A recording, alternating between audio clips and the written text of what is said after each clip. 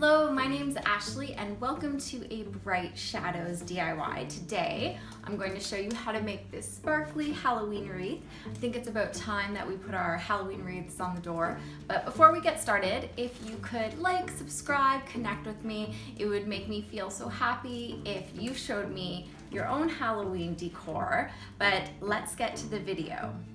With the supplies, zigzag the ribbon and leaves over the wreath form and then just start embellishing with the pumpkins.